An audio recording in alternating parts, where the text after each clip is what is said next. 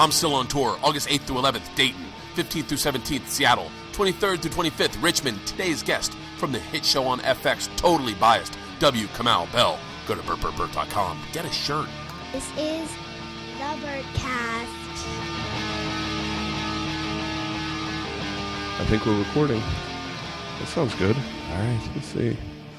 Yeah, I think this sounds perfect. My mic out.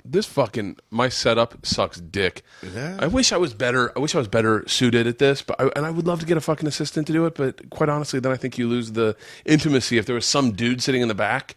Oh, yeah. I mean, but you can get an assistant to set it up and disappear. No, because it's the middle of the fucking recording where it just shits out, okay. And everyone's like, "How come he's not talking in the mic?" And you're like, "Motherfucker!" Yeah. In the man cave, W. I'm going to say it slowly because I fucked it up. I did it right the first time when we did Benson's podcast, but I slowly fucked it up. That's all right. Kamau? Yeah, I mean, you oversold it a little bit, but that's good. you put a little extra spin on it. I turned it into Hawaiian. Yeah, Kamau. Kamau. Just Kamau. Just throw it away. Kamau. Kamau Bell. Yeah, there you go. W. You are someone I've wanted to talk to for so long. I'm fascinated by that because I wasn't sure.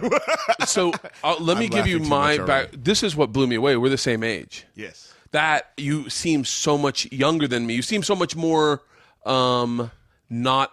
I'm trying to say this without insulting myself horribly. You seem so much not more a part of the system.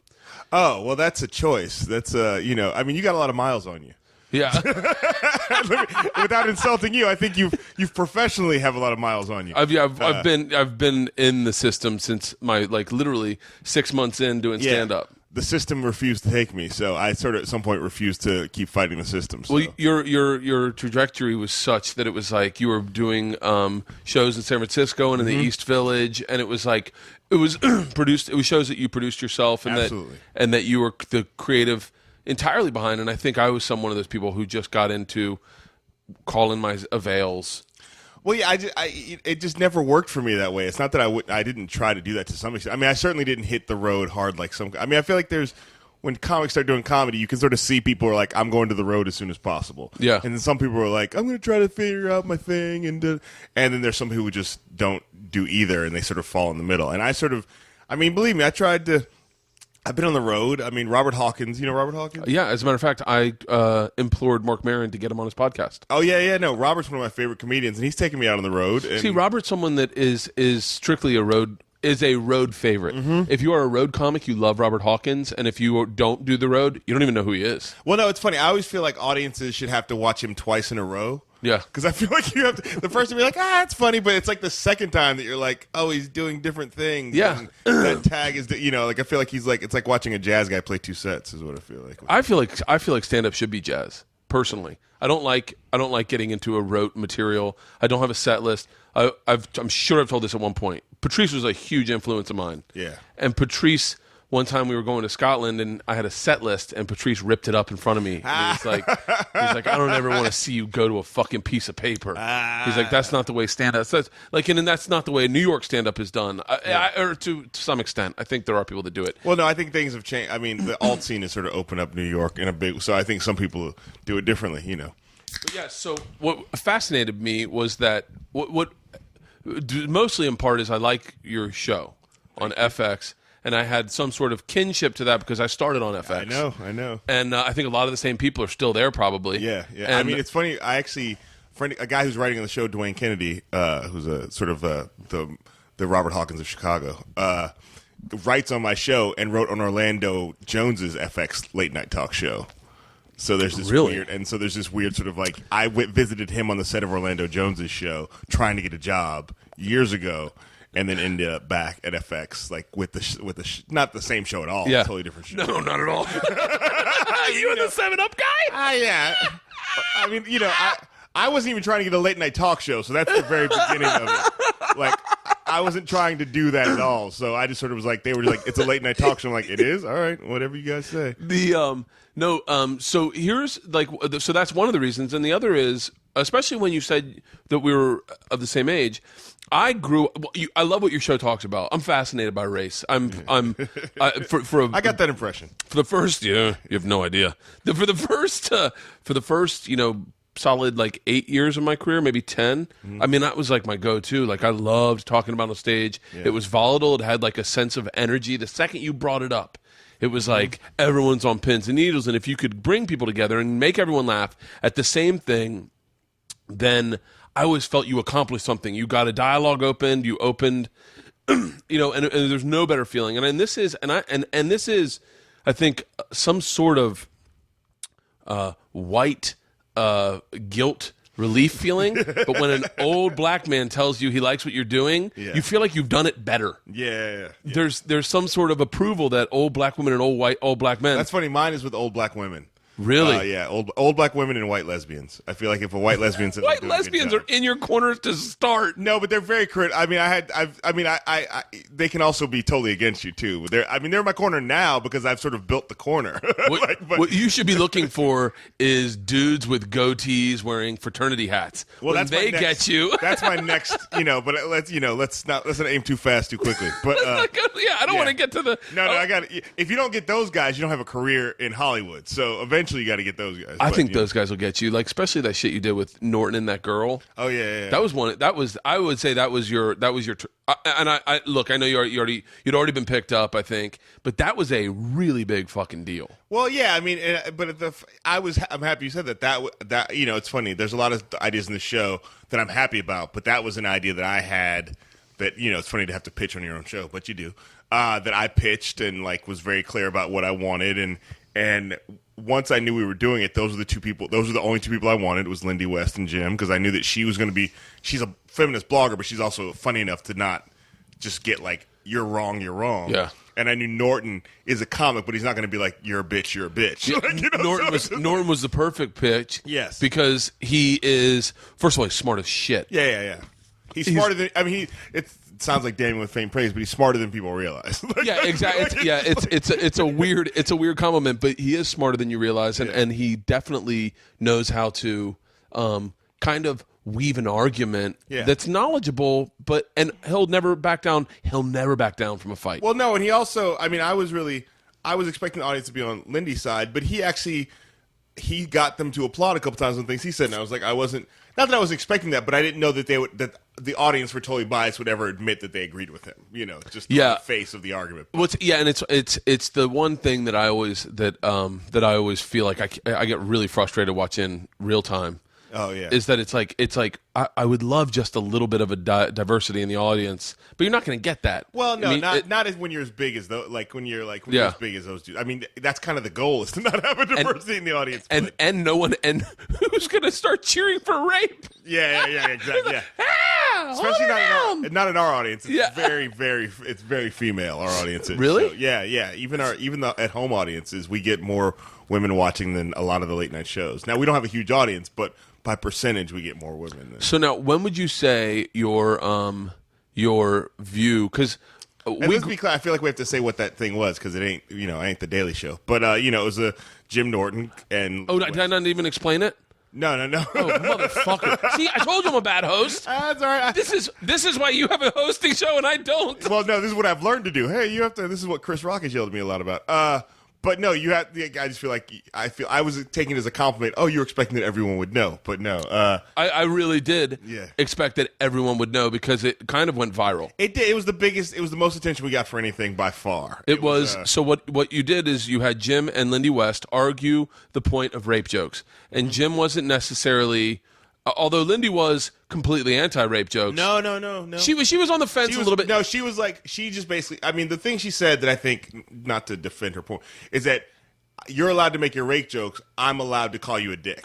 And Jim was saying, but you're not. I don't want you to take my job. Yeah, and I think it's funny. They actually agreed. They had a lot more commonality than people expected. Yeah. But the funny thing is that really the discussion revealed itself to be necessary afterwards, when she got a torrent of hate from people, not even necessarily just fans of Jim's, but just dudes on the internet who like to be hateful. That's what the internet is. It's a bunch of coward snipers. Yes. Just really picking off targets. Anonymous cowards. And, it's got to feel good. I want to start a troll account just to say all the things I think to other comics. Yeah. Fuck. I would love to troll dudes that are selling more tickets than me and just get them, watch them lose their mind and go, well, he might have a sold-out show in Des Moines, but at least he won't have a restless afternoon. Yeah, because that gets to us. Oh, dude. I just got one yesterday on my Facebook fan page. Some guy just it was just like, you suck and you're blah, blah, blah, blah, blah. And I just responded, why are you so mean? Yeah. I just feel like that there's really, I'm asking, why do you feel like you have to be so Sometimes mean? if you engage them in a way of going like, hey, man, I feel the same shit about me. Yeah. Like, No, I've done that a lot. I'm like, some guy was like, your show sucks. And I was like, look, man, I signed a contract.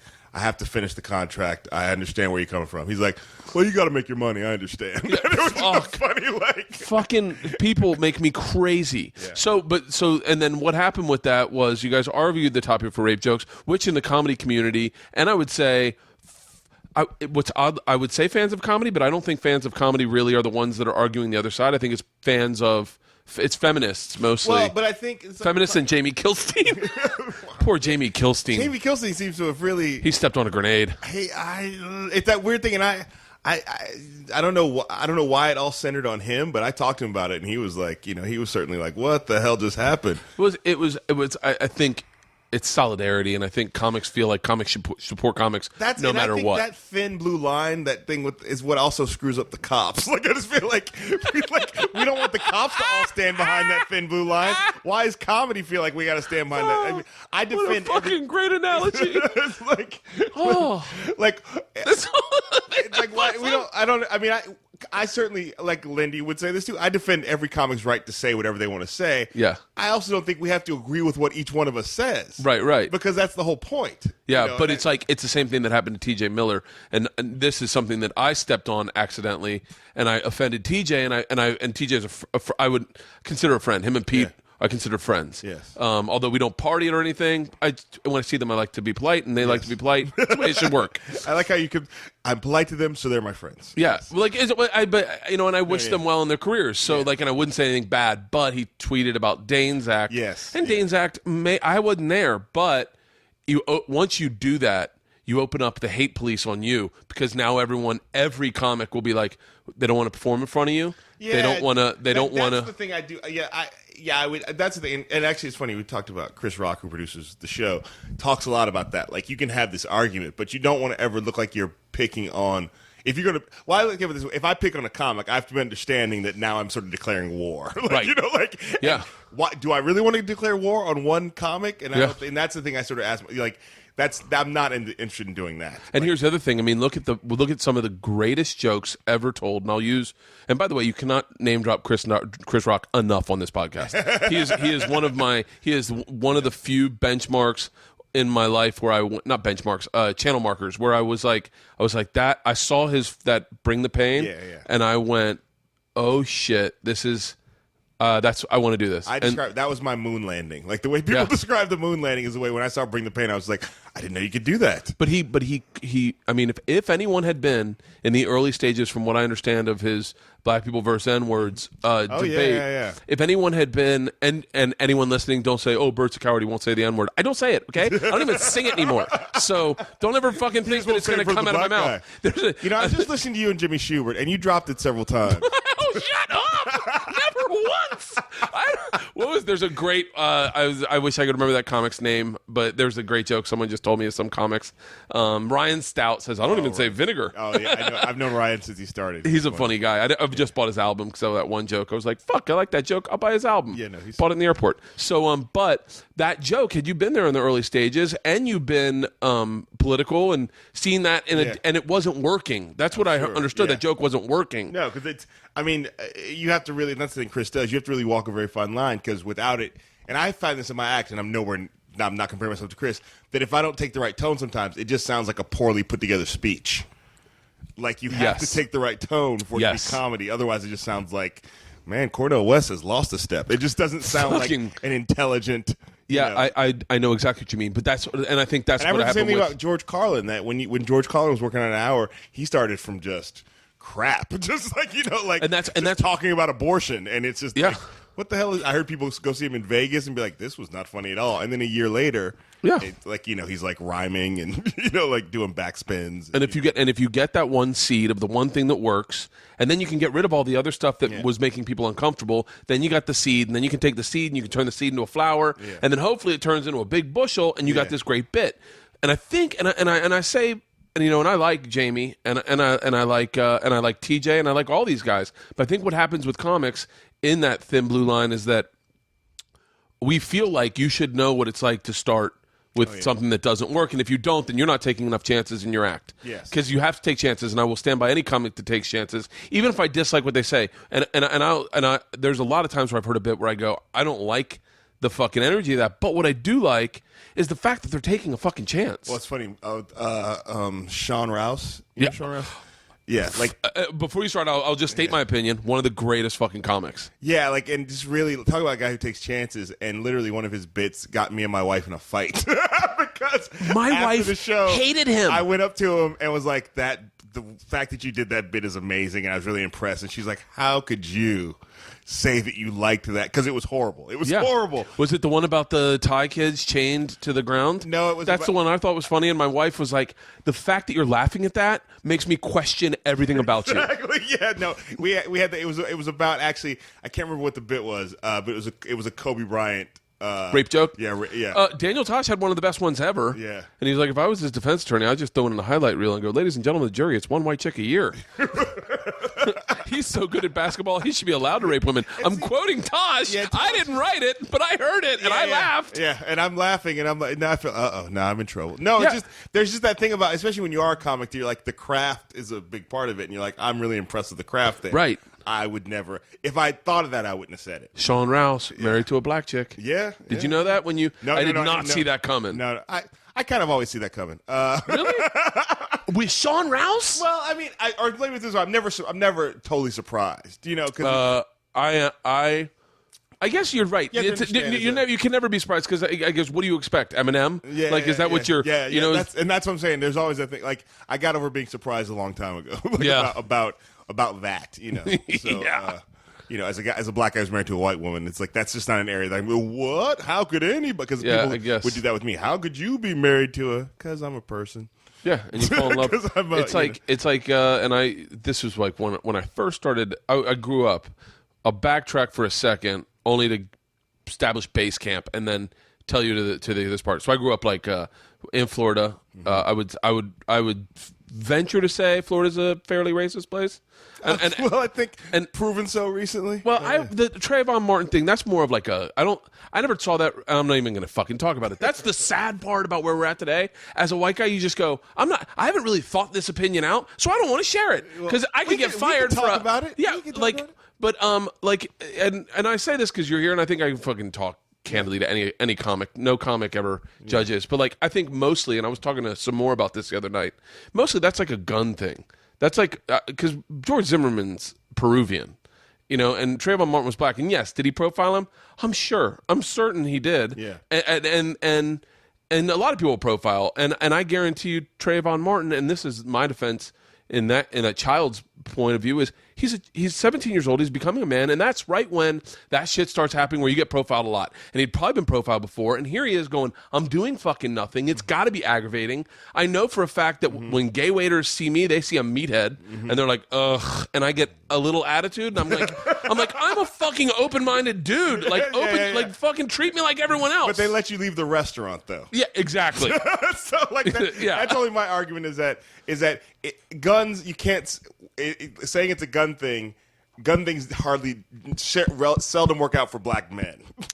That is a statistic that they brought up that was a little astounding. There's seldom a situation where guns and black men are involved where it's like, oh, well, thank God a black guy was there. That solved it, and nobody got hurt. So that's what I'm saying is that I've been 17. I've been profiled. I've been in a situation where you're like, is this dude crazy? Where you have to justify your existence as someone you have no reason to have to justify. I mean, that happens to me now sometimes, too. Yeah. Where you have to be like, why am I having to explain to you who I am? And certainly 17, but I think there's no reason that what happened should have led to a dead kid. That's all. That's my whole point. And as a black person, I'll say this, and I've talked about this on stage a lot ever since the Trayvon case, and this is what I would say to you when you talk about that as a black person, whenever a white person says that's not racist, it starts to make black people go crazy. Really? Yes, because it's a little bit because, and this is what I said in my act. It's a little bit like a dog saying rainbow. I don't see a rainbow. It's this thing where it's like, well, you're not looking in the same way that I'm looking.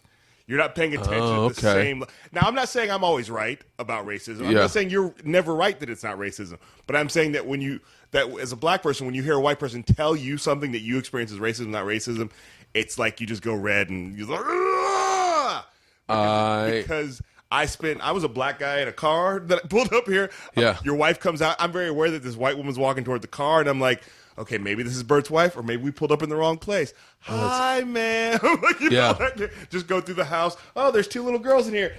Like, I'm aware of the fact that, like, I haven't seen you yet. Yes. I don't know where I'm at. And if this goes wrong, a black guy stormed into a house. That maybe I didn't, and I didn't even realize this. I didn't tell anyone you were black. Exactly. I didn't tell anyone. And I didn't even realize this till right now. You're the first black person Priscilla's ever seen. Yeah. She's never met a black person. A big, huge dog. Hey, doggy. Like, there's just that. Which, by the way, she really took nicely to you. Like, she liked you. It's not my first time I've been around a big dog. No, but it's the first time she's been around a black person. That could have gone wrong. Yeah, dogs don't have open minds. It's gone wrong in history. It's gone wrong. So, like, I would just say, like, like right now, I'm staying at the Beverly Hilton Hotel, and big nappy afro dude walking through, not dressed with the right stuff, and I'm very aware that every time I go through, I better remember my room number, better have my key in my pocket. I better, you know what I mean? Like, there's just a sense of like having to be aware. It's the thing I heard Chris Rock say, and it was the most genius thing that I'd ever heard in very, very plain terms. He said, it's not when he went to SNL, it wasn't that they were racist. It was just they had a different shorthand. Yes. He's like, they knew how to talk to each other. And when I go to a hotel, being a white dude who has, is wearing like an expensive watch, I know that when I say, hey, and I can be in my underwear. Yeah. I go, hey, I don't feel like Sam Cooke in my underwear at the front. Someone took my keys. Yeah. Like, I just walk up in my underwear and I go, hey, I need a new room key. And if they give me attitude, I know the shorthand to shut that down. Well, and it's funny because I talk about this on stage too, about me and my wife do this thing where I call trading privileges, where I'm like, oh, we need a new room key. White lady, you go in and handle that. Yeah. Like, that's a white lady thing. Yeah, that's interesting when white people do, because I have said, I've never said things aren't racist, but I have said, I don't know about that one. Well, see, and I think it's fine that you have that opinion and you can say that out loud, but you can't think that you can trump a black person's opinion on that. Because that will drive us crazy. It's like when to put it on a very micro level, it'd be like me telling you about your kids. Yeah. That's a really great example. It's like someone who doesn't have kids explaining parenting to a person with kids. Yeah, because I'm a parent. You've had that moment where somebody who's not a parent goes, well, look, here's what I would do. Shut the fuck up. Yeah. Is what you should do. It's because racism does not, despite what anyone may argue, does not apply to white people. It doesn't mean that white people don't experience racism. It's just that I've talked to a lot of white people in my life. I got white people in my family now. White people don't think about their whiteness every day, 24 hours a day. Now, not every black person does, but more black people do way more by percentage than white people do. More often is your skin color brought to the top, brought up subtly than it isn't. Or it's even the worst. It may not be brought up at all, but doesn't mean I'm not thinking about it. Yeah. Your wife wasn't. I don't know that your wife's thinking about a black guy. She's very racist. Well, I got that. She grew up in a really small town in the South. She is not racist. Well, believe me, I caught the Southern accent. I was like, oh, well, okay. Let me stand a little taller. Let me say ma'am a few times. But it's just like, I know getting out of the car, black dude, I'm black. Maybe I'm a comedian to her, but I don't know her yet. I'm black. Yeah. So I think about it all the time, and it means that how I act in the world, how I act in the world is affected by the fact that I know that the world perceives me as being black. Yeah.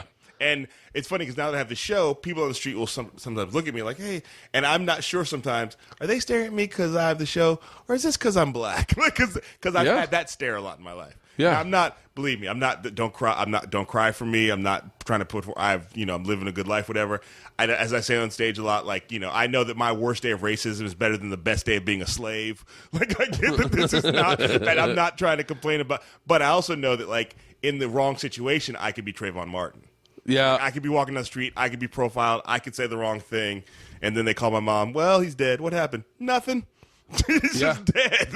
It's just well, It's that whole Trayvon Martin thing brought up a really interesting dialogue that I believe is a little one-sided, and I think mostly because anyone that's white is terrified to have it. Yes. And I think that's the Unless saddest. it's on the internet and you're anonymous and it's on Twitter. That's what sucks dick. Yeah. It's like, stand by your fucking statements. Yeah. It wasn't until I got a lot older that I realized I need to really think something out before I say it out loud. Yeah. Like, and that came with everything. Yeah. To get back to the point I was saying earlier, I didn't realize love was love. You can't choose who you love at all. And I realized that when I moved into New York and I lived with two lesbians, and I realized, oh shit, they love each other just like fucking straight people. That annoying, like, does baby want eggs? Yeah. That happens. You can't pick that, and it's just annoying. It's just love. It's not a hot, wet love with candles and smacking and they poppers. Get tired of each other just like straight people. Fuck yeah. Clean up the bathroom. It's really fascinating. That blew me away. But like I said, I grew up in Florida, and it was more, I would say, and I say this for everyone living in Florida, and I have a lot of listeners in Florida, but I would say that racism was there, and I don't think we understood it was racism until like maybe the 90s. Yes. Like, and I say that candidly. We had a class. This is mind blowing to say this, and I know everyone's memories are or kind of perceptions are painted by the brush they remember. Mm-hmm. But when my freshman year in college at Florida State, there was a black floor. And then there was like, 8 white floors. Yes. But all the black dudes lived on one floor. My buddy Miles Mosley got put on that floor because his name was Miles Mosley. He's a white dude, and because of that, and I don't know if it was before then but all his friends are black. Yeah. To this day, he's one of my best friends. Yeah. I see him every time I'm in Atlanta. But he also right now he's dating a black chick, and he's always hung around. All the football players lived on that floor. Yes. So what happened was we were in a white English class, and there was a black English class. I'm not certain why there was a black one, but Miles you don't mean like an Ebonics class. You just mean an English class filled with black people. It was one class was black people, and this is summer school. One class was all white people, and Miles was in the black English class because of his name. They profiled Miles Mosley. How fucking weird is that? Anyway, right after I want to say it was the Rodney King. Maybe this is 91. Was that when that happened? 91, 92. Yeah, right after the Rodney King thing happened, or maybe OJ, but right around. No, that wasn't OJ. It was definitely, I think it was Rodney King. Yeah, 92. They brought both classes together to talk about race. They brought both classes.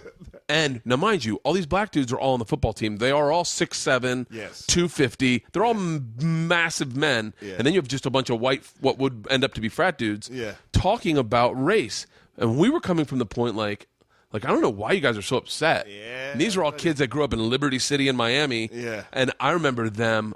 It was like, holy shit. Yeah. There is so much more of a dialogue to be had. Yeah. And fucking the easiest thing when black people get upset, black people vocalize very differently. Yeah. You know Red Grant and Donnell Rollins? Yeah. They took me into Compton to go play golf one time. And we went to a Jack in the Box, and I was terrified. Just ordering. I was like, why is she fucking yelling at me? And they're like, that's how we communicate. And I was like, this is fucking scary as shit. Let's go somewhere else. Yeah. And they're like, this is Wednesday. This is not a big deal. Yeah. But the conversation and the white people are just terrified to have it. Well, yeah, and I think that the problem is that and the reason a lot of the terror, in my opinion, comes in is because we only have it after something bad happens. Like, why don't they have that race discussion? Like, I feel like when you go to college, there should be like math, English class, race in America. Yeah. That's if we're going to, because after you leave college, that's going to be a part of your life. So why do we have to wait until, shit just went bad for somebody somewhere? We better talk about racism. And that's when everybody's at their highest, most fraught point. You know what I mean? Like right now with the Trayvon thing. And, the people are the most like, ah! Yeah. And it's hard to have a conversation that way, especially when one half is like, and I don't begrudge somebody having that opinion, but when the problem is that people feel like their opinions, I'll say white people sometimes feel like, this is my opinion. This is what I think. Yeah. Yeah, but your opinion isn't informed by a life of having to think about it. Your opinion's just formed on what you saw on TV. But you think about I watched that thing. I thought about race for 10 minutes today. Like the way I think about it is like when you're black, when you're a person of color in this country, every day you're in a racism class. Every day. Yeah. It's like a PhD level racism class. And white people are in that class, but they don't go every day. They're just auditing. they're not in the class. So when they show up in the class, they go, I got the answer. And it's like, dude, I'm here every day. Yeah. And you just strolled in and you think you have the thing. You don't have the syllabus. You're not carrying the textbook. And so I think that becomes frustrating for the rest of us to be like, look, you can have your opinion, but don't act like my opinion is not informed by more than your opinion is. And the same way with like women and sexism. Like I think that women experience sexism, think about their womanhood every day, and when a dude goes, you know what, ladies, I don't think that, it's just like, what are you know, you're not in that class, you know. Yeah. You're in the white guy class. It's a pretty. We don't. It's a noon class. We take it on Wednesdays, and to be quite honest, I'd say just check your attendance. There's no test. It's really being a white guy is like I really wish you could just do one like a couple days. Yeah, you'd really like it. No, I've been around a lot of white guys, and I've studied it from afar, and I'm like, I can see. And let me put it this way: I don't want to. I like being a black guy. Like I feel like I informed. But yeah, I wouldn't mind checking it out. The only thing that sucks is sunscreen. That's the only thing that's really a fucking pain in the ass. No, now tell me what you think about this. This is an opinion an idea that I derived at a Jay-Z concert the other night. Okay. and I'm sitting there as you're doing a concert and you're listening to the lyrics. You're not dancing. You're kind of moving. Yeah. And as I think every comic, no matter what you do, if you go to a show, you start assessing everything. Yeah. And I thought, what responsibility does hip hop have for profiling? I mean, you know, I think whenever you put art in the position of being responsible for the community, it's putting art in the position art's not supposed to be in. It's the same thing that they're saying about rape culture is that these jokes the comics are making are supporting rape culture. Yeah. Well, if that's true, then you have to blame hip hop for white people profiling black people. Art. I think that's the point. You can go, art isn't doing a good job of being art. You can, like, same thing with rape culture. The voices are allowed to criticize it, but I don't think you should hold art to be responsible for holding up the community. Like, I think that's not, artists don't generally get into art to, you know, as much as people want to make about me, I didn't get into comedy to sort of uphold the community. Or I get in the comedy to be funny. This is how I choose to be funny. That's your. This is what feels best to me in being funny. But I'm listening to Jay-Z, and it's like I listen to hip hop. I also listen to like alt music and like Wolf Parade and Band of Horses. But I really love hip hop. I've lived hip hop since since it first came out on 2020. Yeah. And I remember that day. Since 60 Minutes first told me about hip hop. Yeah, I remember it. I was like, I will be learning how to break dance. Mike Wallace, is that? Called my cousins in Philly. I was like, "Can you get me Nucleus?" so find some cardboard to lay down. But I'm listening, and I'm like, you know, it perpetuates a stereotype, and it completely does, and because all Jay-Z, who by the way I don't think was ever really in a gang, but he talks about selling drugs and pimping and treating women like shit and guns and I'm listening, going, there's no way that you don't see that as a young man. And Patrice used to have a joke, like, I like the Beatles, but you can't be a black man and enjoy the Beatles. It's hard to roll in your car like, they all live in a yellow submarine. So, like... I remember being in an airport one time, and this black dude came up to me and started talking to me, and I felt like it was that thing where he was like, you're another black dude. There's not other black people around here. I'm going to talk to you. And he's like, what are you listening to? And I looked at my headphones. I was like, Pearl Jam. Like, just feeling like, this is not the right answer. Because I'm that black guy. I'm the white guy who, when I was a kid, girls would call my house like in like 7th, 6th grade, and I'd want to talk to them, and I would take off what other hip hop like I was listening to, like Roxanne. Yeah. I'd take it off and I'd put in something alternative like The Cure, because I wanted them to think that I was like into good music, and I was like, I can't let people know this is what I fucking like. Yeah. I was a closeted hip hop fan, and then it became cool in high school. But it is the truth, and it's like my wife won't let me listen to hip hop in the car. She thinks it perpetuates a negative stereotype for my daughters to hear. Well, I mean, I think you can't. I mean, I think it's true of lots of music. You probably shouldn't let your daughters listen to Cinderella or Whitesnake either. Like, you know, because we don't have a tape player in my fucking car. I don't know what the Cinderella or Whitesnake. I don't know what the current white bands That might have been borderline racist. I'm fine with that. I'll cross that border. I don't mind being racist for the sake of making a point. But, you know, I don't know what the current white rock bands are that parents would be afraid of their parents listening to. Like Seven Dust or Okay, yeah. Yeah.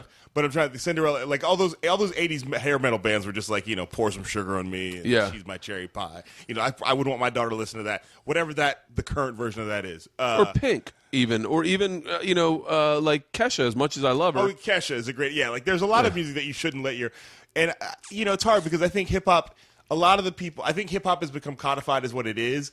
And there was a point in the early 90s where there was sort of like alt hip hop became popular for a second. Like, you know, like, like the that Arrested horror. Oh, I thought you were talking about that horror hip hop. Oh no. Fucking what's his name tried to get behind for a second. That gore hip hop. Oh no. I was talking about like Arrested Development and that. Like Lauryn Hill. Black people, and that was the band that I liked. That was the first hip hop album I bought was Arrested Development. And then suddenly, for some reason, the media, somebody was like, no, that's enough of that. And it's like rap is now really, it's mainstream rap, I would say, is really all about. Like, there's lots of underground rap that's not that. But, yeah. And so, I think that, like Jay-Z the other day, it's this weird position. He's on his way to being a billionaire at some point in his career. Yeah. He's clearly a great example of black entrepreneurism and businessman. And the other day, he just had this thing where Harry Belafonte said that Jay-Z wasn't being a good example for charity. And Jay-Z said, I am charity. Like, my presence is charity. Really? Because I've done so well for myself that I put out a good example. So if I show up someplace, just being Jay-Z, that's enough. I'd throw in a check also, maybe. Yeah, exactly. If you have $1 billion. He probably throws in a few checks because he's so rich. I'm sure he has to. I'm sure he's a guy that's. I bet he's giving to charity. He has no fucking clue. Yeah. I'm sure somebody's like, no, you give a lot to charity. But it's just that thing where it's like, I don't want to tell Jay-Z how to write his songs, and I do think there's an aspect of like there is an anger that comes out of the inner city, out of black inner city, that is like you have to sort of like create a mystique around yourself because the reality sucks, So and I think that that's a lot of what hip hop is. It's creating a mystique. I have a lot of money. I have a lot of this. I don't really have much, but I'm working. I've done a lot. I've sold a lot of drugs, and I think that because you have to turn a negative into a positive somehow. Now, there's a point at which it becomes, like, when that's all mainstream hip-hop is, that becomes problematic because it's like, well, there's certainly other voices in hip-hop. Well, there's more to the black experience than just selling drugs. And, like, there's a dude named Mike Eagle who I've been listening to recently, who's a black dude in his mid-30s who, I guess it's now called alt-rap, is what and it's all about, like, I'm married and I got a kid and I got to remember to get my wife, and it's like, yeah, there's that black experience too. Like, I got to do some laundry, A loaf of bread, a quart of milk, a stick of butter. Exactly. Yeah, there's that black experience too. It just doesn't happen to be as glamorous or as exciting as like It's not. Yeah, it's not as like there's guys talking about like there's when I do my material now, I feel like I talk about my daughters and it gets laughs. But when I talk about the time I robbed a train in Russia, everyone's like, "That's what I'm fucking talking about." I want that version of Bert Kreischer. Yeah, take a shot. Like talk about your kids. We'll sit through it, but take a shot. Like, when did you decide you were gonna do? And I don't know that you talk exclusive about it, but when did you decide that race was gonna be like when you started out doing stand up? When I started out, I was doing whatever. I was like any comic. You started in San Francisco? No, I very very briefly in Chicago, but this is before the Chicago scene built up. So I was taking classes at Second City, and then I moved to San Francisco because I was like, I need to go to a more stand-up city. Yeah. And and I mean, but I was just all over the map. Whatever's funny. I used to talk about race a little bit because I come from like one of those. My mom is very much like one of those black people. Oh, shut up! Wait, tell me about your parents. Where did you grow up? All over. But I mean, it's like I was born in Palo Alto, moved to Indianapolis with my mom. Then Boston for several years, then Chicago. Is your dad still alive? Yeah, my dad's alive. I'm pretty sure the way you asked the question, is your dad alive? No, he was shot in a crack deal. For the record, that was very innocuous, but I mean, it did sound horrible. No, it's funny. It's a perfectly good question. I just realized nobody ever asked me that question before. Is your dad alive? So they split up. No, they split up. I mean, they were never married, so they were very. And so they split up, and my mom just liked to move a lot, and she was one of those black people. The joke, like he was like, I've had enough of this, and so she would move, and she moved to Chicago, and then I went to Alabama with my dad, and used to visit him every summer in Alabama, and then ended up back in Chicago, then basically Philadelphia for college very briefly, and then moved to San Francisco. Really? Yeah. So I've lived. I mean, I went to high school in Chicago. Is the easy answer. Wow. So then you started in Chicago, then moved out to San Francisco. Yeah. And I was talking about whatever, but my mom is like, like she was, Was she like wearing like the hat with that matched the dress and stuff? she was dashikis and almost a black Muslim, like in the point where black people were like, we all do, like the Malcolm X period of black Muslims. Yeah. But she was like, she didn't like how they treated women. So I found that out only a few years ago. I was like, you were a black Muslim? So she, very much like the independent, I'll do it myself, like published textbooks in the 80s, self-published books of how to famous black quotations, because there was no books of famous black quotations. And I mean, the kind of person she'd go, like when I would go to a new school, she'd be like, "Do you teach Black history here?" They'd be like, "Nope." She'd be like, "You do now. You're doing it on Thursday." And she'd come in with a slide projector. See, and I think this applies to everyone. And I think some people think all profiling is bad. There's a profile I just gave your mom in my head. Yeah. I've already drawn a picture of a woman that I'm like, I'll just go through all the things that, just in what you said, I go, all the things. It seems like she seems like the kind of person that knows how to fucking cook amazing. No. Are you serious? Oh, shut the fuck up! Funny. I'm laughing because she'd be laughing when she listens to this. As she listens to all my podcasts, she'll start laughing very hard. She's not a bad cook, but she's not the like, give me a pig's foot and some rubber and I'll make you a. No, she's not like.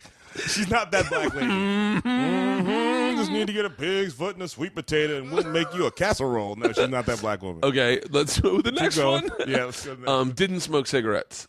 Did smoke cigarettes up. Motherfucker! No, she was. I'm 0 for 2. I mean, she was when she came up. Everybody smoked cigarettes. So yeah, but she was. But she seemed like someone I just would quit in my lifetime. I would think that everything in life while she raised you was a lesson. Well, no, I'll say that like when she was. This is how she smoked cigarettes when she was pregnant with me. She became a vegetarian and didn't smoke. Yeah. For the period that she was pregnant, and then once she had me, she went back to eating meat and smoking cigarettes. Like, okay. She was very much aware of the fact that like I need to make sure this works. Your mom smoked. Cool. Yeah, she smokes cigarettes. Yeah. Cool menthols. Oh, I don't know what she smokes. Oh, fuck. She's not that black lady, so probably not. So I'm 0 for 3 on your mom. Yeah. I'm gonna fucking. That's funny. I was like, what is this gonna be? No. She's definitely that black lady. Like if she walked in right now, she's the black lady who walks in and is like commands the attention of the room. Yeah. Everybody wants to be her friend because they're afraid she might hate her. She's very gregarious and Yeah. She does sort of won't take yes for an answer. Like she just sort of like dominates. Really? Scene. Yeah. Like she's on Facebook. People are like, your mom clicked like on my Facebook post. Like she's a very popular figure. And she watches all your shit? Watches all my shit. Yeah, watches all this shit. Like when 11:30 hits, the show airs at 11. When 11:30 hits, there's 3. I'll get either a phone call or a text message from 3 people: my mom, my dad, and Chris Rock. Which is such a funny Jesus Christ! No one calls me for my show. Everybody will let me know what they thought, and it's not always good from all of them. It's really funny, and they don't correspond in any way. Like it's not like somebody like that was great, that was all right. Like it's just sort of, Jesus Christ. Yeah, no pressure. So 11:29, I'm just like, here we go. We'll find out what everybody. My dad doesn't watch anything I do. My mom watches it all, but doesn't call me. And Chris Rock doesn't have my number. My mom's in the middle of it. She'll tell me, I can give him your number if you want me to. But she's in the middle of all of it. Like she's been following it from the very beginning. Always thought it would happen in some way. Are you surprised? I'm surprised. Like before the show happened, I was making a living, and I sort of saw a trajectory that I was okay with. Like, okay, I'll be the guy who sort of like. I sort of always felt like I'll be like Henry Rollins, like yeah. There's a percentage of people who will love me and nobody else will really care one way or the other, and I'll just sort of travel around doing what I do. Write a book. Write a book and, hopefully get in do some voiceover work and, sort of hopefully just sort of make my career through the thing. I'm surprised that the way that happened that like, oh no, you have a show now. And now you can tour the country. Yeah. And now people want, and now there's people really probably hunting you down to do a book deal. Yeah, I mean, it's just like there's a lot more opportunity. It just happened so much quick. I thought at the point I was at, I was like, well, yeah, I'll just, or that it would happen. I'd get some show on like a cable channel that was like some sort of like, like, oh, the cooking channel wants a racism show. All right. Like some sort of like, one of those channels where you end up on some weird like. Don't go there. Yeah, and it's all about eating in the hood. Yeah, some sort That's of. Actually a real show. It's actually a real show. It was on Travel Channel. Yeah, there you go. Don't go there. Go there. And it was 2 black women who would take you into the hoods to go eat. And which, I mean, I actually thought it was a it's a great idea. show, except when you say don't go there, you sort of guaranteed no black person will watch it. Like, is that what we're doing? Don't go there. Yeah, I get the double. It's shitty. But yeah, so I just sort of thought that I would sort of, even when we started pitching the show, I sort of in my mind was like, not that there's a bad cable channel out there, but just, I was like, oh, maybe it'll end up on some sort of. It'll end up on Oxygen, or Oprah will pick it up and we'll do it on. Sort of, like for the IFC before IFC became IFC. You know what I mean? That's how those networks blow up. So wait, you were doing your one-man show. Chris Rock came in and saw you. To answer your question from whenever that was, 2007 is when I was like, I'm going to focus on race. I wrote the one-man show. Really? The W. Kamau Bell Curve, Ending Racism in About an Hour. Because I was tired of being in clubs doing stand-up, talking about what I wanted to talk about, and like 10 minutes in, people were like, could you just talk about your dick or something like that? Like, you know, I get that you think the world is fucked up. Well, it's refreshing, you know, having worked with a great deal of black comics, and you find that it literally is one of two groups. There are either crystal clean, and they are, you know, there was a big popular tour called the Sellout Comedy Tour. Yeah. And those were all very funny guys, but they were all sellouts. Yeah, they embraced the fact that it wasn't about ticket sales. Trust me. Yeah, it was about hey, white people, trust me, you're going to be safe here. Yeah, and that's it's like and I don't put it's like we're not like the others. Is that sort of version of black? Which is, and those are good guys. Those are all good guys. No. Yeah, Vince Morris. He's Vince Morris. BT. Yeah, and like BT's whole thing was I'm not black. Yes, and which I never could entirely embrace. Well, that's the thing. I felt like it's like there's two camps. There's sort of the Def Jam version of black comedy. Yeah. And there's that version where it's like, which is basically all about I'm not the Def Jam version of black comedy. And I didn't feel comfortable, certainly not in the Def Jam version. And even though I sort of made sense in that other version, I never really fit into that version because I wasn't clean. I wanted to talk about topical things. I did want to talk about race with the sort of clarity that the Def Jam guys talk about, but I don't have that same perspective. So I couldn't act like that, you know. Yeah. So I couldn't do that, and I think both of those things are good. But I just felt like there's some sort of third version of this. Well, why? That's what drives me nuts. Is why is it that you can only be one of two things? Why can't Colin Quinn said it in his keynote speech? Why can't you as a person be who you are on stage? Why do you have to pigeonhole yourself into one thing? Why can't you talk about other things? Patrice was really good at that, in my opinion, because Patrice was great at that. He sort of found it. He sort of made that road, and if he had stayed and gotten bigger, I mean, Chris is that road. Yeah. It's just because he's such a hip hop guy, you can still feel the Def Jam in him. Yeah. But he's way more not. He's not. He can play in the Def Jam rooms because he's Chris Rock and he's always been able to play there.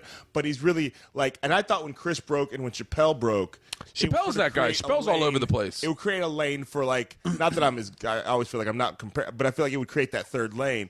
And it really is weird because it didn't even create a discussion about the two of them together. Like you'd read an article, Dave Chappelle's the funniest comic in America, and then you read Chris Rock, and they never talked about them in the same breath. I felt like it was like Batman and Spider-Man, like they lived in separate worlds. Yeah. And I thought, no, this should be thought of as part of a new wave of black comedy, but nobody ever thought of it that way. Yeah, everyone always said, well, the reason they're so much better is because they're different. Yeah. It's like somehow like, well, yeah, they're great comics, but there's also comics who may not be as, because those are once in a lifetime comics, but who are as good, but also can do a version of that, you know? Yeah, like those guys. Everybody's not Seinfeld, but there's a lot of guys who can talk about like the sock that's missing in the, you know, like exactly that can make a living, you know. So then, when you wrote that one man show, Solving Racism in 1 hour, Ending Racism in About an Hour, and then you started doing that in. I started doing it in San Francisco. I had worked in the theater community in San Francisco, like the small independent theater community, so I knew theaters. I just rented black box theaters and just, you know, I mean, it's this thing where you very quickly go, okay, it costs $250 to rent this room on a Thursday. It holds 80 people. If I sell tickets for $15, you know what I mean? Like, you know, and you start to do the math, and suddenly it goes, wait a minute, this works out. Even in this room, it works out. Like I'm making more here than I would if I was certainly featuring, but even headlining. You know, and the audience is exactly everybody I want. You know, so that's the big key is when you like you never, and not to say you never had to, but you were never forced to spend 4 years in the farm system of stand-up comedy where you're performing for people that do not know who the fuck you are. Well, I mean, I did that. It's just I sort of got tired of it. Like, I felt like I sort of like, you know. That was my path. That was my trajectory was. I didn't do it in L.A. and New York, so I certainly didn't do it with the same, like, oppressive, like, you know. I did it in Iowa. Yeah. I did it. I always use Iowa as the example, but I'm not even thinking of the clubs I play. It's the clubs I used to play. Yeah. Where it was like, I remember one time, making a joke. I was in Cincinnati and it was like 80% black, which I was always very comfortable with because of starting in New York, you just knew how to play to any room. Yeah. You're like, look, just talk to everyone honestly and you're going to be fine. Yeah. Second you start pandering, you're fucked. And I made a joke about, I said something, I forget the thing, but it was like, God bless Sunday nights or I would never perform in front of black people. And all the white people started groaning. I go, don't groan. You don't know why I'm saying that.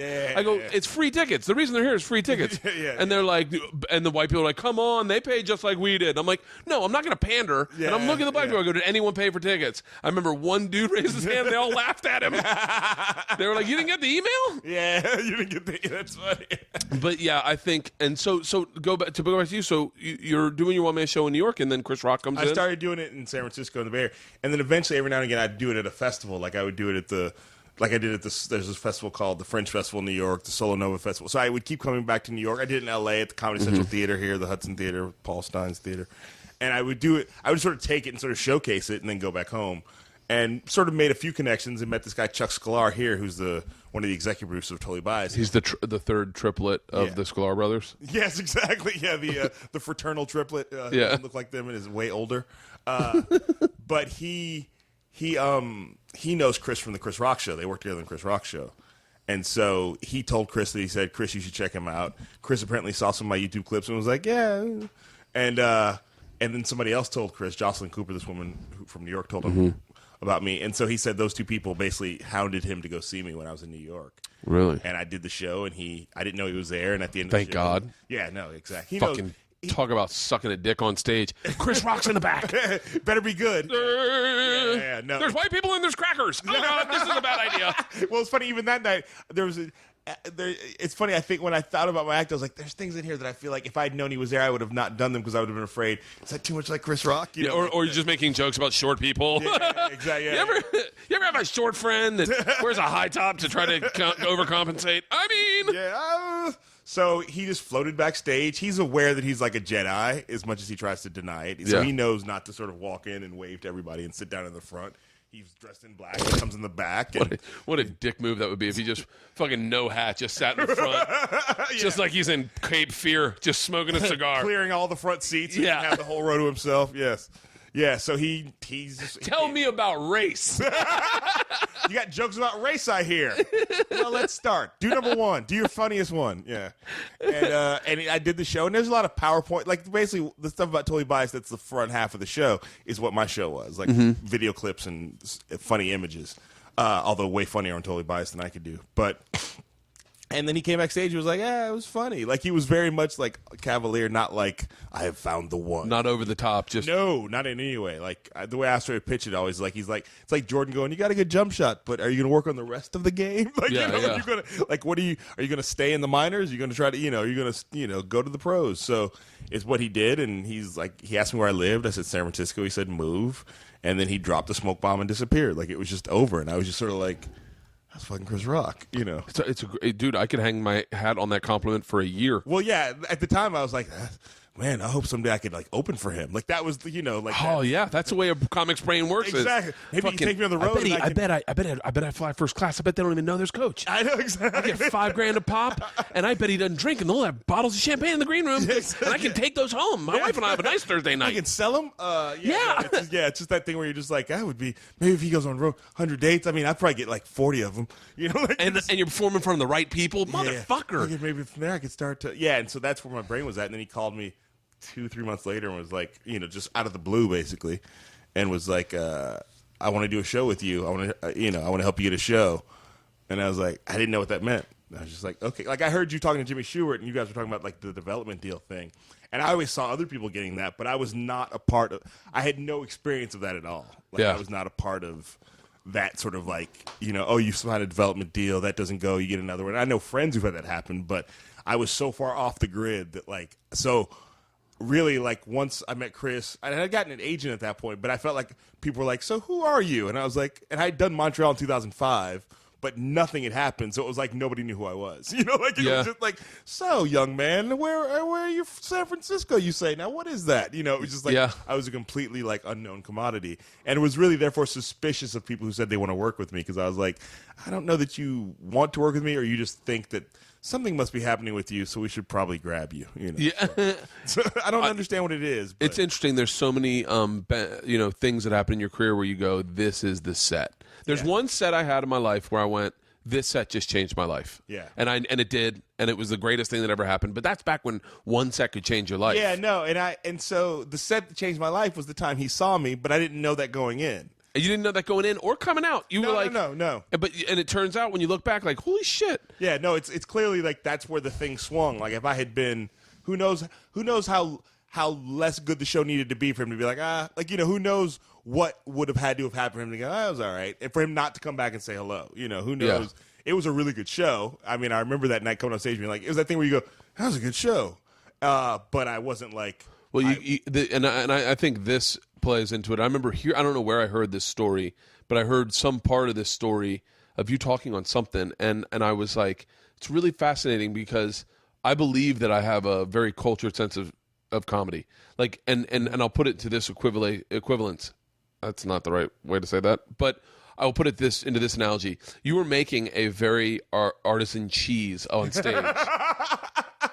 And he tasted it, and he went, I see the hints of what he's trying to make, and I could easily tell him how to make it, or I could let him figure it out on his own, as opposed to so many dudes who are just selling cheese curds. Exactly. And they're like, bag of cheese curds, $2. Yeah. And some people just fucking throw cheese curds in their mouth. They're like, these are fucking awesome. Yeah. No, it's funny. It only has become more artful looking the more I sort of get into doing the show. Like at the time, I was just a dude like, this is the only cheese I know how to make. Like I wasn't necessarily like, this is the greatest cheese. I was just like, I only know, I've decided to make the cheese I want to taste. Is basically what happened. Yeah. I didn't know how artisan it was, and I knew that it was it was never going to play in a comedy club. It was never going to be I knew it was not Second Show Friday material. So if I did Second Show in a comedy club, I didn't do the bell curve. I just did my act as I had constructed it. But I knew it was like, I sort of thought, well, maybe I'll do some colleges. But also, I'll just travel, or you could clean up in February. Well, no, you could fucking murder. I remember being at one of those college conferences. You clean up in February at the white colleges. Yeah. We got a black guys. You'd be working 2 shows a night. Go to Boston, you work 5 shows in a fucking night. My God. Like, that would be you. Oh, and by the way, if you're not working every date in February, that's when your hiatus should be. Yeah. You could make, I'm telling you, I don't know what the fucking price for a college is, but you know for a fact that a white guild, you get $20,000 out of those fucking Ivy League schools. Yeah, just yelling at them. But yeah, so it's just, I was like, I sort of had some maybe I'll do some sort of Broadway run, like some sort of like I just thought I was on some sort of I'll do that thing where you just become the guy. There's a lot of solo shows like that where like a guy that you've never heard of is on the road all year just doing that circuit. Oh yeah, and making a good living. Kyle Cease and Daniel Tosh, when I first started really working in LA. Yeah. They were making 6 figures, destroying it in colleges. And I remember me and Gary Goldman looked at Daniel Tosh's schedule, and we were like, he's not doing any clubs. And it was like University of Wisconsin, University of Wisconsin Southern, like University of Wisconsin next door to the University. Yeah, of Wisconsin. and we were like, Mother God. And I said, you work a lot. And he's like, I got a mortgage. I was like, oh. Tosh is one of the few people that I love this about him. He'll tell you exactly how much money he makes. Fucking love that. I remember I texted him. I was like, how much is your Taco Bell deal? And he texted me back and told me. I was like, holy shit. He's like, yeah, let me let you know it is as good as you think it is, or or better than you think it is. Yeah, no, I've only met him a couple times, but no, I just feel like that thing where it's like, I knew I was a specific taste. Yeah, I knew that I was like not going to be. That's why the show is like this thing where, with FX, the show has gotten better the more I realize, they actually want me to be the specific taste that I am. They don't want me to sort of try to. It has gotten a lot better, in my opinion. And I watch it. You're on my TiVo. Would be in trouble. Yeah. No, but it's gotten better. I think you've gotten better as a host. It's hosting is a different muscle. Yes. And I say this. I've been hosting for fucking 15 years. Yeah. But hosting is an interesting muscle where it's not stand up because you can't just be as free as your mind works in stand-up. You got to think of like 19 different things, and you got to hit an out at a certain time. And you got to, and there's no way to learn it unless you do it. Like, it's just like, it's like, the thing that comforted me is that, I read the 2 books, Bill Carter's books, The War for Late Night and The Late Shift, about Conan and Letterman, mostly about Leno, ironically. But that none of those dudes started out being a good host. Like, no one does. But you have, it's like a war. You have to it's just a muscle you have to develop on the job. I've been doing it 15 years. I'm still not a good host. No, and I'm still looking at myself like, oh, dude, what do you think? There's lots of stuff that I feel like I'm like, well, how does this? Thanks, FX, but like you have to sort of do it, and you have to find your own style. And a lot of it I've studied other people now, like because it was never my goal to be a talk show host. So it's like this thing where I'm like, oh, now I got to learn this thing, and I'm certainly better at it than I was, but I'm nowhere near as good as I need to be. But you're a different type of talk show host. You're not Jimmy Kimmel, who literally is just there to kind of facilitate an ease into sleep. I mean, and I'm not saying that. No disrespect to Jimmy Kimmel, but like his job isn't to get people to think. Really, it's to let people like lightheartedly giggle into the evening and maybe fall asleep with a glass of wine at the end and go, "Hey, I didn't catch the last 5 minutes. Let me fucking go back in TiVo and see what he did." Yeah. Yours is like, "Hey guys." Like, get a notepad out. We're talking. I think that's because I didn't come at it from the talk show host thing. Like, it's funny when whenever they were talking about the late night wars. Occasionally, like, who's going to be the new host of this? Occasionally, not that anybody pitched me as one of the hosts. My name would slip into that thing. I'm like, oh, I'm not even doing that. Like, I don't think of I think of it certainly more of like the Daily Show, Colbert, and Bill Maher. Like, no, I'm a guy with an opinion whose opinion is sort of hopefully strong enough that you can build a show around it, so. Yeah, totally. But I don't, but also you have to know, like, Bill Maher's got to know how to be like, and you're next, and you have to know, it's your turn, and now it's my turn, and you have to be able to sort of bat the ball back and forth, so which is stuff that I had not done before. And there's no training for it other than to do it, And your writing staff is diverser than the Amistad. Like, saw the Amistad was mostly blacks and whites. Yeah, it was definitely diverser than the Amistad. That was a horrible analogy. It's diverser than Star Trek. Yeah, there we go. Then the bridge on Star Trek. Yeah, like I remember you saying, I think we were backstage. You were going through your list of the writers that are working on your show, and I was like, you don't have a Jason? You don't have a Kyle? You don't have a Murray? We have an Ethan. I think we have Ethan. Is it Ethan? Ethan Berlin. Ethan Berlin. Yeah. I know Ethan Berlin. Yeah, he's great. He worked on a show. I worked on a show with him a long time ago. Reality Bites Back. It's where I met Red. Okay. Yeah. Ethan is one of our. I mean, he came with us in December. Came on in December, and it's just. I mean, he's amazing. He's really like a 5-tool athlete. He actually came up with the thing we did. Anything to say to a white guy. And he was in it, where we walked him through like Harlem and Washington Heights and talked to people about racism. Like, was there anything you'd like to get off your chest that you say to a white guy? And then he would walk in, and it was one of our first things we did. Where I was like, "This is funny. I don't care what anybody says." And people like ended up having serious things to say, ridiculous shit to say. They hugged at the end. It was you guys smell like wet dogs. There was some of that. That was the first thing that when we were in that dorm, I went to the black floor and I hung out with all the black chicks. Yeah. And I had such a great fucking conversation with this girl named Vanilla. I don't know what she's doing now. As in Vanilla the Smell? As in Vanilla the Smell. Okay. And me and her fucking, I was like, man, I'm fucking so attracted to that chick. And then I said something about, have you ever had sex with a white guy? It's a joke I still use on stage as I'm such a hack. But like I wrote in college and it got such a laugh in this room. Yeah. But I said, have you ever had sex with a white guy? And she goes, no, you guys smell like wet dogs.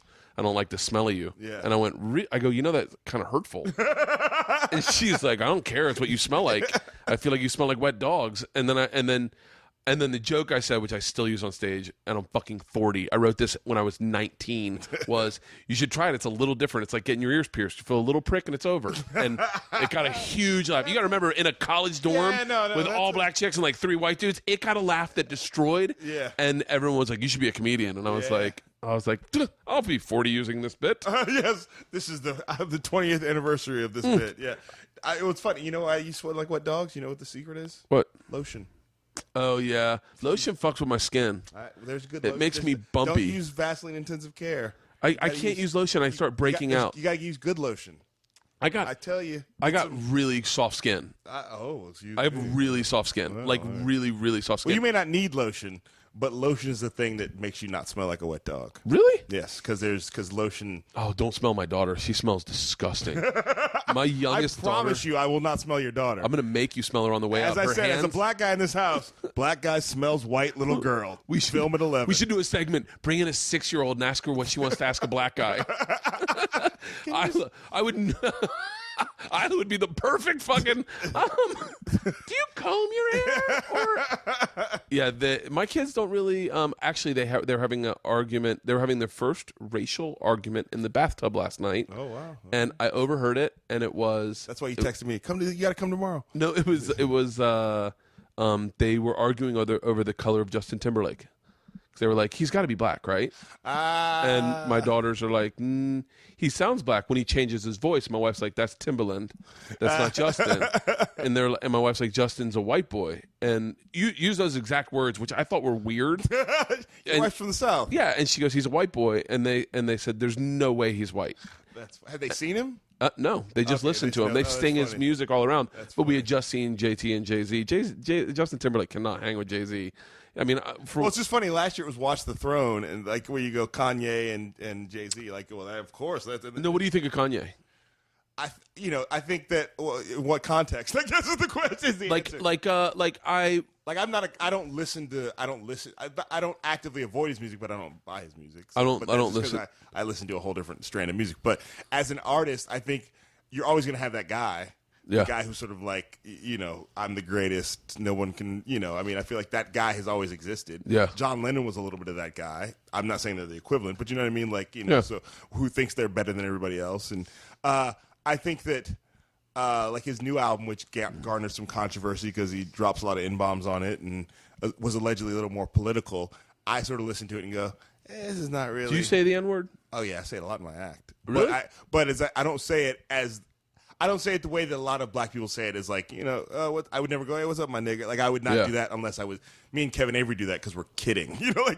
I talk about the word nigger a lot in my act. Okay. I talk about the word and the use of the word and how people use it, and so I like, but I don't. Yeah, so I say nigger, not nigga. It's interesting, and the Paula Deen stuff we had talked about, like right when it went down, and you were like, and you're right. I think you had I think most black people had like an opinion that was a little more lax than the corporate America. Corporate America shut her down, and I personally feel like, there was some. I think it's the fear of who's next. I think it's corporate America. Well, we can't support it. What do we look like if we supported it? You have to fire her. But I also think that, and I don't know, we talked about this, but I think that I feel like they shut her down so quickly that there was like, oh, you must have been done with her. Yeah, you must have been like, we were ready, because the diabetes thing was really like sketchy. Like the diabetes, I think they were kind of like, because they only fire somebody that quickly. And we're like, oh, thank God, now we have a reason. Yeah, it's like because Imus hung around for a while when they're like, Alec Baldwin, said it on a voicemail. Yeah, exactly. Yeah, Alec Baldwin, like, it's fine. Next week he's in a scene with Tracy Morgan. You're like, what the? Yeah, like he just did something recently that people were like, where he went on Twitter and went after somebody, and so like, it's clearly when they're not done with you, they'll find a reason to keep you around. But when they're done with you, they're just done with you. Have you ever had a white person say it to you? Oh yeah. Really? Yeah. I mean, there's certainly different contexts. There's walking down the street and like, nigger, like I've had that. But then there's also like talking with a white person who you think is a friend of yours, and they just drop it in a way you're like, whoa, hey, like they use it, like they use it like you should be cool with it because we're friends. Like this is the thing where it's like where a conversation will go into like this will happen where they could choose to say the N-word, but they say nigger. And then I get them a weird look like, hey, I call it the nigger flinch. Like, what did you just? Yeah. Well, there is that Louis C.K. premise that you're having a conversation. Yeah. And why am I forcing you to say it in your head? Yeah. I'm I'm getting away with saying it by saying the N-word by making you say it in your head. Yeah. But I don't like the N-word either. But there's ways to like I've had it where you feel like you just wanted to say it, like you say nigger, where it's like. We could have had this discussion without that. I'm not comfortable with you saying it, quite honestly. No, you're turning red over there. How many times is nigger gonna say it? Well, it's like when that whole Paula Deen thing went down. It was like I started going like I definitely I don't really sing hip hop as much as I used to as a younger, but I sang it all the time. Like when we showed up in a song, I sang it. Like I sang it. And like when I'd go on stage to MJG and 8 Ball. Do you know who they are? They're the greatest. they're literally and this is what I got by living in the South was I got a real affinity for like down south, dirty South hip hop. Yeah. That slower kind of syrup drinking. Yeah, I grew up on Orange Mound, like that kind, and I really fell in love with these guys. And I've been listening to them forever. They're two people I'd love to have on my podcast. And I'll talk to him at the black guy meeting. If you'll never run into. I don't think that you go to that meeting. They go to like so anyway, this was. I go to the 8 a.m. They go to the 2 a.m. This is the kind of music. So I used to come up on stage to this song. And then you wondered, how come nobody wants to hear me talk about my kids? Yeah, I used to come up with that song, take my shirt off, drink pound of beer, and then I would do a dance to the. I would emulate whatever they were singing in the dance. Yeah. But I had a real problem, like when they would sing the N-word, mouthing it. Yes. Because I was like, I don't want to. But that if I was in my car, I would sing it. Yes. And then now recently, I'm like, I just don't like. I don't really listen to much hip hop in the car because I'm with the girls. I don't really drive much, to be honest with you, and I don't sing it when I'm on a plane, so I just haven't come across it. You haven't found a. I said this is my act the other day. I was like, I feel like white people sometimes need a room where they can go to where they can say the word nigger as much as they want to. I said I made a joke right after the Paula Deen thing, and I go, here should be the new rule: white people should be allowed to say it, but only when black people aren't around. Just other white people. Yeah, and then someone goes, it was great. So another white guy goes, "That's what we do now." And I go, I'm trying to say that we don't do that now. I was like, there's some Klan meetings where we're like, yeah, that's what they do. We founded this whole organization around saying the N-word in front of other people when black people aren't around. Yeah, I think it's. I think you know how they have those rooms in Japan where you can take a nap for 15 minutes? We should have nigger rooms where you just go show up, white people just and just, oh God, and then just going about your day. Oh, I just had to say it. Where you can go in there and sing as much old school Dr. Dre as you want to. What have you been doing? Nothing. I just had to take a break for a second because I was really mad about LeBron. It's so funny too because like I don't get it. Nothing offends me. Nothing offends me. But But I don't get offended, and I can't say that I get offended, but I get offended. I get offended when people say the word retard. That bothers me. But just bothers me because I go, you should know better by now. Yeah. Like I don't like. And it's funny because we all have our lines.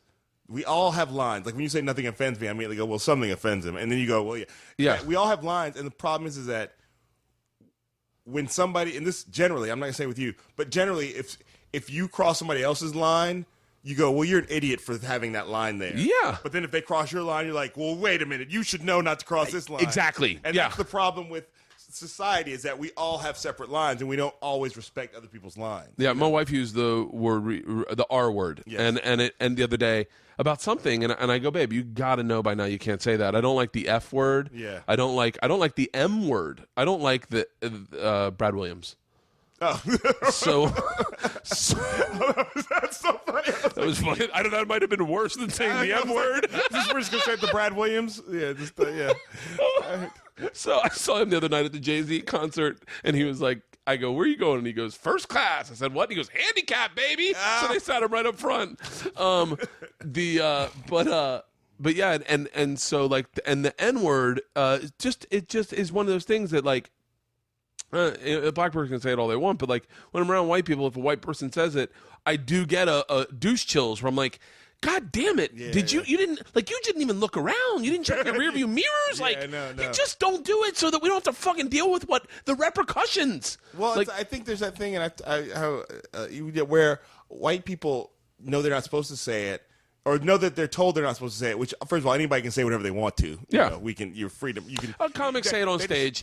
They just don't want. People don't want the repercussions for saying it. Like they just want to be able to say it without. And yet the reason why they're saying it is because it's dangerous to say. So you wouldn't. White people will get so like, I just feel like I want to say it, and it gets all like, I just want to say it. And so when a song comes on, they're screaming it. And you're like, why are you screaming it? No, Dr. Dre's not screaming it. Where they want to be able to play that game, but not get burned for it. And it's just like, well, you can't have it both ways. Context is everything. There are comics that will use the word, and I can't even name names, so I don't want to name names, so that even sounds slanderous. Yeah. But like, there are comics that will use it to say the word, if we're talking about the word, that would just use it and don't give a fuck. Yeah. And they're like, I don't care. You're allowed to think whatever you're allowed to think of me. I'm not going to be a child and dance around a word. I'll say whatever the fuck I want to say. Which is fine, but then people have the right to be like, well, I don't want to hear this. Like, yeah, exactly. And I don't think just because someone is offended doesn't mean they're stupid. You know, because you don't know. And I think sometimes we define, if you're offended by what I'm saying, especially as comic, again, we're crossing the thin comedy line. As a comic, if someone's offended by what I say, it doesn't mean they're stupid. I used to think that. I used to think that if you were offended, you just were of a lower intelligence and you were powerless in your own life, and that was how you exert your power, is by being offended. Because it's such a fucking base reaction of like, oh my God. Like, especially when white people get offended for black people, that offends me. I go, how dare you? Like, don't tell me you got the fucking answers, that you'll take care of their feelings. Let them take care of their fucking feelings. Yes, but, and it could be that, so, like, you know, because there's people, we do things on Totally Biased that offend people, but I feel like I own their offense. Yeah, if you're offended, I'm glad you're offended, because that means it's not meant for you. Yeah. Or that means that you're the target of the joke. I certainly feel like you can target people in jokes, but I think sometimes in comedy, because people don't pick their targets, it's like shotguns. It's like, dude, you're hitting the wrong people. Yeah. You know, you're offending people because you're just shooting out wide. You know, and so my thing, but you can do that, but then know that you're going to offend some people. And right now in the 21st century, we're not just having a conversation with the people in the club. You're having a conversation with the people in the club and whoever they're connected to. Because everybody in the middle of the club will be like, this guy just tweeted, da-da-da-da-da-da. And if you're in the wrong position, that goes viral. And then suddenly you're like there was a comic in New York whose name I don't want to name because I don't want to blow him up. But suddenly he's like having to defend his jokes. Is it, or is his initials SM? Yes. Yeah. Suddenly he's in this position of having to defend his act in a way that like 20 years ago, that person would have been offended. They maybe would have said something to him and it would have ended. Yeah, you know, and now that person offended a blogger, and that blogger is taken, and then somebody else picks that thing up, and suddenly it's like, and suddenly he's in a position of being a dude he's not brand new to comedy, but he's not Patrice. He's not hadn't been doing it 20 years. Yeah, he's where not he knows. A guy who's like, well, it's not going to affect my draw. You know, he's a dude who's like still building a career, and I understand the blogger's right to be offended, absolutely, but it's just this thing about like, as comics, we have to understand that technology has changed what we do. Yeah, and I think it definitely. I definitely took chances when there was not videotaping and there was not blogging. I took chances that I would never take now, but I got to take those chances. That's the fun thing about being the comic that I've been, is that I lived in the time where people got offended and all they did was stomp their foot and slam a door. And you were like, thank God, give me another shot. When they would be like, dear newspaper, I saw Bert, like that was the big sort of like, but now it's like I'm going on Facebook and I'm telling everybody and I'm tweeting about it. And you have to deal with those repercussions. And that's why I feel like for me, I will do that. I just want to deal with the repercussions I mean to deal with. Yes. If some racist, which I will say, white person gets offended by something I do, well then mission accomplished. You know, like I feel like that's what I meant. But if a liberal arts graduate white lesbian with 2 black kids gets offended by what I do, then I kind of need to go, is that who I mean to offend with this? And sometimes the answer is, well, they don't see what she doesn't see what I'm trying to say, so I'm going to have to let her go.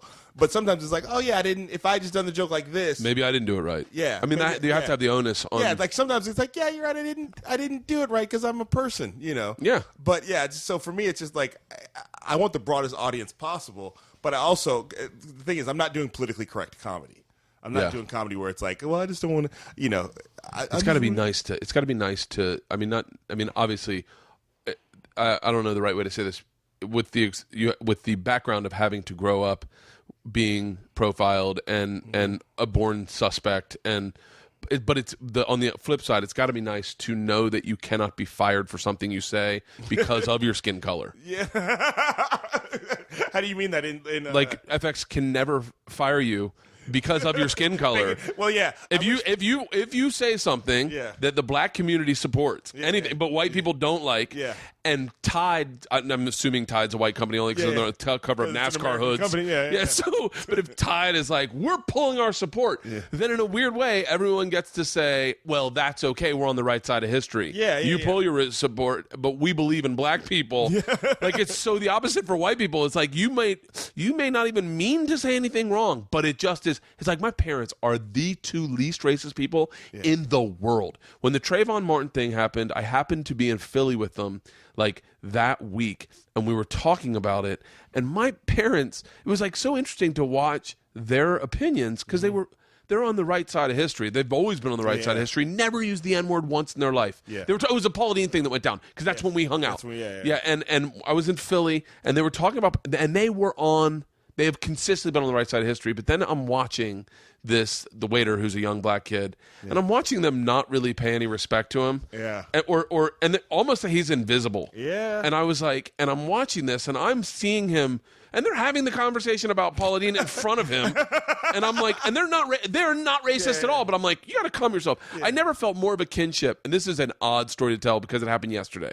I've never felt a kinship with young black America more than I did yesterday, because yesterday I'm at the DMV, and I'm sitting and waiting. The line is forever, and this young black kid goes up, and it's a white chick behind the thing, and she's overweight, and he gives her papers, and she says, "Where's your birth certificate?" And he goes, "I don't know." She goes, "You don't know where your birth certificate is?" And he's like, "No." And she goes, "You need to get one." He goes, "I don't even know how to get one." And she goes, "If you don't have a birth, like almost like you're an idiot." And I watched this kid. I swear to God, I watched him give up on the system. Yeah. I saw it in his eyes, and I thought to myself, I'm listening to this conversation going, how would I get it? I don't even know where my fucking birth certificate is. Yeah. Like, I don't even know. What I do, I'd call my mom. I'd be like, "Mom, I don't know where's my birth certificate? I've got one in your safe at your dad's office." Yeah. You know, but like I watched this kid, and he just walked away like, "Fuck it. I'll just drive illegally, and then I'll get arrested one day, and then I'll have weed on me because I'm young, and I'll end up in prison, and I'll be a statistic simply because this woman they'll say I'm a dealer because I have a certain amount, and even though I'm just holding it for a friend, and I thought being white is so it's not just white. It's got to be socioeconomic because I just go. Like that's when I realized my wife is married to an immigrant. My wife is married to me. I don't know how to fucking run the system.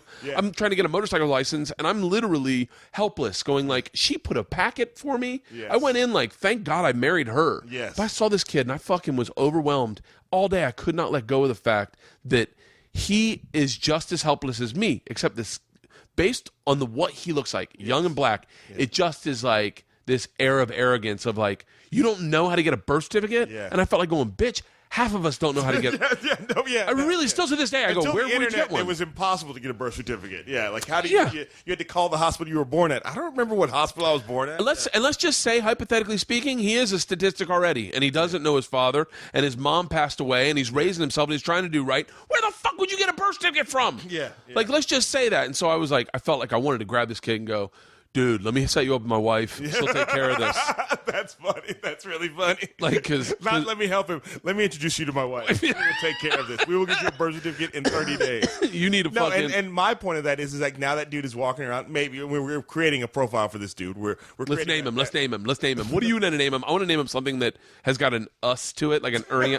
Like my favorite black name's Lavernius. Because I went to school with Lavernius Coles, who played for the and I love that fucking name. And he had the fucking balls to come out on Oprah about being molested as a child. I was like, fuck yeah. Well, if you're going to do that, Oprah's the place to do it. Yeah.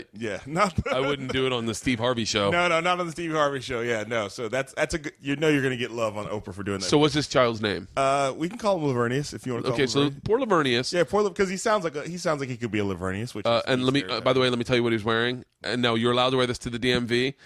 But I was dressed like a total white guy. I had boat shoes on, khaki shorts. Which means that if you'd said I don't have a birth certificate, she'd have been like, "Oh, honey, come here. Yeah, come here. Let me get you this time." Okay, now you know what this line is closed. I got to get this white guy a birth certificate. He's in Nike house shoes with socks on, like those slide-on Nikes with long like basketball shorts, and then 2 shirts, and then that string backpack you get as a goodie bag when you go to an event. That string backpack, and he's got all these papers, and he's just like, I don't fucking know. Like, no, and now he's walking around angry. And then at some point, the watch captain of the neighborhood he lives in that he didn't know how to watch captain goes, "Where are you going?" Some Puerto Rican dude. Yeah, what do you mean, where am I going? What do you mean, where am I going? Yeah. Why are you mouthing off to me? I'm looking for my fucking birth certificate. Yeah, exactly, yes. Pop, pop, pop, and suddenly they're like, that watch captain is a hero. Do you find it racist that Skittles didn't come out in support of Trayvon Martin? That was such a funny thing that Skittles was this weird position where at first a lot of black people started buying Skittles to support Trayvon, and then at some point people were like, "Fuck Skittles," and they started not. And I felt Skittles like, "Hey, we're just trying to fuel obesity. We're not in the race game. We're not." Had he been gay, they would have jumped on that in a heartbeat. They were such a weird position of like, we're the rainbow of the future. We're the rainbow. Taste the rainbow. We don't want to.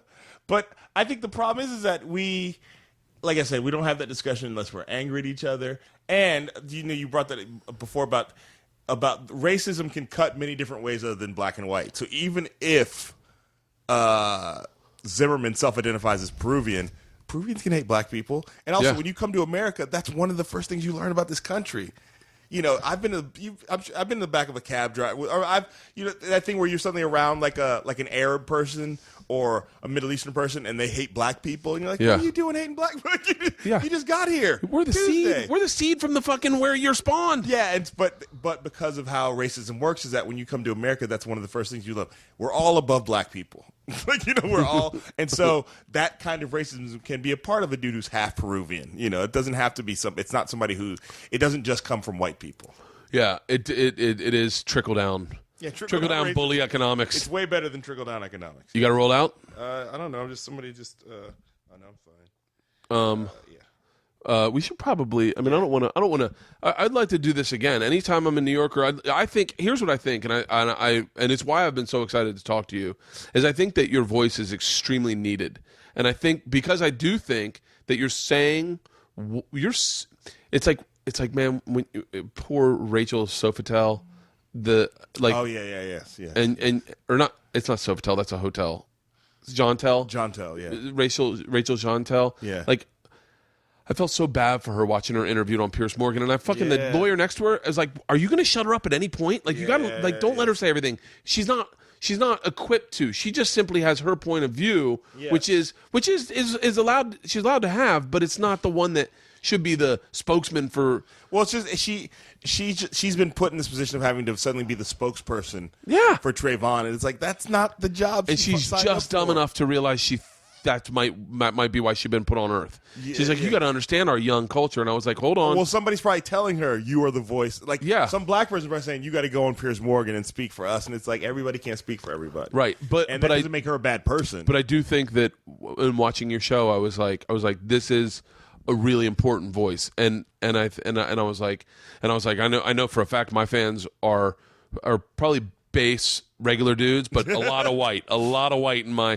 fan base looks like fucking Facebook white, and so I was like, I'm dying to get you on the podcast so that you can like that more people can watch your show and your show sticks around and it fucking keeps having it. Chris Rock is the most important voice, I think, culturally, socially, and comedically, in my opinion, and I think that you're doing a lot. I think you're carrying the torch in a lot of ways, in a younger kind of way, and also I think he would say in a more San Francisco way. Like I think there's a Bay Area. He's like I finally figured it out. You're from San Francisco, but there's not a lot of hate in you. There's no anger. There's just a lot of realization and just and I don't know, and I dig your show, so I was like, God, I'm fucking dying to talk to him. Well, I appreciate that. It's funny because when you tweeted about the first time I knew who you were, of course, but you tweeted about me or the show, and you said something about like, and whatever the tweet was, I was like, wait, are we mad at each other? No, it was. I absolutely love his new show, but I think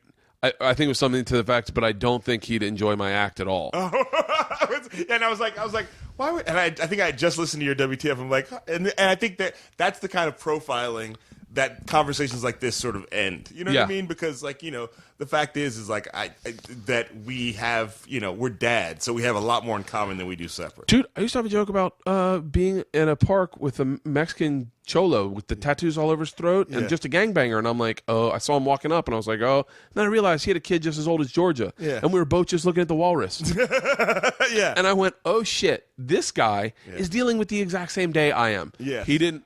It's daddy day. He's got to take his daughter to the fucking zoo. He's trying to burn calories for the kid. He's trying to fucking make sure they're happy. And then me and him are laughing at the fucking walrus, saying like, he kept going, look, you got a mustache like that dude, Magnum PI. And I go, Tom Selleck. He goes, yeah. And we're fucking just laughing. And I'm going, that's in my head. I'm like, that's a Gary Goldman joke. And I want to tell him who, but I'm like, he won't know Gary Goldman. And then the joke was that I was like, hey man, I was like, enjoy the day with your kid. And he's like, yeah, I'll see you in the parking lot. I'll stab you out there.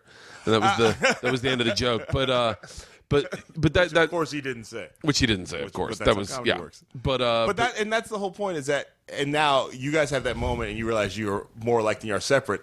But the thing you can't do, and he can't do, is you can't then tell him what it's like to be from his neighborhood, and he can't tell you what it's like to be from Florida. Right. And the difference is that for the most part, that dude's never going to think to tell you what it's like to be from Florida. And not you necessarily, but white people often find themselves in a position of telling black people what it's like to be from where they're from. Maybe. Oh, this is okay. This is a conversation we should probably have, but we were high. But do you think that white people could maybe not tell you what it's like to have? Can white people tell you what it's like to be racist? But not really racist, but casually, yes, that would be an interesting viewpoint for a white person to honestly open up and go, let me explain how racism. This is how we do it. This is how we do. No, this is how we do it. I think there's a whole. It sounds so super intellectual, but it's something that people have to start to talk about. The whole idea of white privilege is that. Yeah. Because I'm a white guy, if I go up to the front counter of the DMV and go, look, I don't have my ID or my birth certificate, but I need a license today, that they'll be like, we'll figure it out, sir. Because I'm going on a cruise to Cancun tomorrow. Exactly. Yeah. And I am not getting stopped in Mexico through customs. Exactly. Those people, sir, we will figure this out. Yeah. And that's white privilege. Whereas a black dude goes, I have everything except I'm missing the third photocopy of my ID. Dude, you got to get out of here. Or we will call the cops. Maybe that's the next segment on your show is just get a white person to explain how to be racist. Yes. But how it's in really innocent, like how your grandmother makes a peach cobbler. Oh, honey, it's so simple. No, yeah, I think that's actually a discussion that is starting to be had, that we have to have, that white people have to accept the fact that it's not that your life is perfect because you're white, because we all have our struggles, but because you're in the dominant culture, there's things that you get that you're not even aware of. Yeah. It's like it's as if all the doors are held open for you and you don't even think about it because they're always being held open for you. As all the other people, black people, were like, oh, these doors are so heavy. And they're always heavy. Jesus, nobody's ever holding a door, and you see that guy's door's open and they just closed it for me. You know what I mean? Yeah. It wears on you in a way more profound way than most black men are not going to be killed in the streets by a watch captain or a cop. However, that doesn't mean that we're not walking around thinking about it. Yeah. I know for a fact, and I can tell you, I'll tell you this. And I was actually thinking about you when this happened. My buddy, Tom, lost his dog. And it was like fucking 10:30 at night. And his wife calls me. They're, I don't know. Only because I'm talking to you, I'll tell them that they're both Vietnamese. Yeah. But they're both Vietnamese. And he was like, hey, can you help me find the dog? And I go, yeah, of course. So I got on my bike, a murdered out beach cruiser with a headlamp on, and I started just cruising the streets all over my neighborhood, just whistling. And I was like, and I started thinking, this is something a black man can't do. No. You cannot look for a lost dog. You got to be like, we'll get it in the morning. With a light on your head? Yeah, whistling. Yeah, and just are like, no, I'm looking for a dog. It's fine, everybody. No. Yeah, and then I was like, it's something, my two Vietnamese friends are gonna have a hard time doing. We lost a dog. Yeah, it's late. We're starving. But I started looking for the dog, and it's funny because people were out walking their dogs, and not one person questioned me. Yeah. And I knew that was, and as a matter of fact, my energy back to them was aggressive if they sounded odd to me. Yes. And I was like, fuck you. I'm looking for a dog. And then as soon as I said that, they draw a picture in their head. Two little girls are home crying because there's a dog missing, and this is a dad doing his job. Now, if you're a black man and you've got a white wife and two beautiful white, half white, half black children, and you lose a dog, you got to be like, honey, that's your job. Yeah, exactly, honey. Unless you want to raise these kids by yourself. Exactly. Go find that dog. Go find that fucking dog. I'm not biking around this neighborhood looking for a dog at 10:30 at night. No. No. So it was a really interesting. There's a comic I worked with, but and he has an even better joke about this, about losing his cat, and the cat's name's Blackie, and he had to get it. Finally, he was in the neighborhood. And he's like Blackie. So I can't remember his name. I want to say it's Richie. I really apologize, man. And if you're listening, but my daughter named one of her goldfish, the black one, Blackie, and both me and my wife were like, "How do we stop this from happening?" How do we? We're like, just keep it in the house. Don't tell it.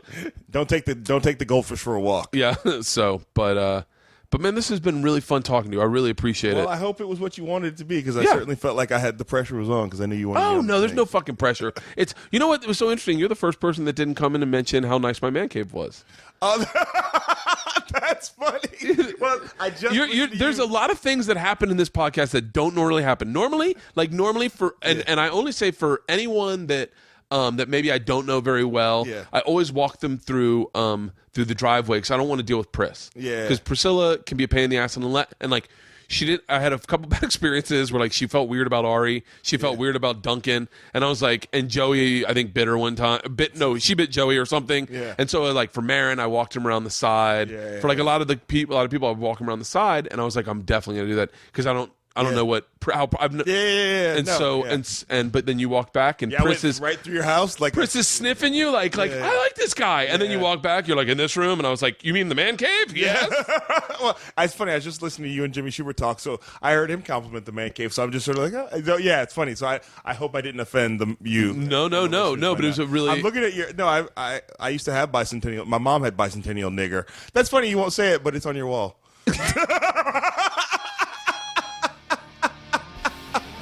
Well, there you have it, folks. That's how we should end the podcast. That was the best fucking joke. Oh. Thank you, Will. I appreciate it.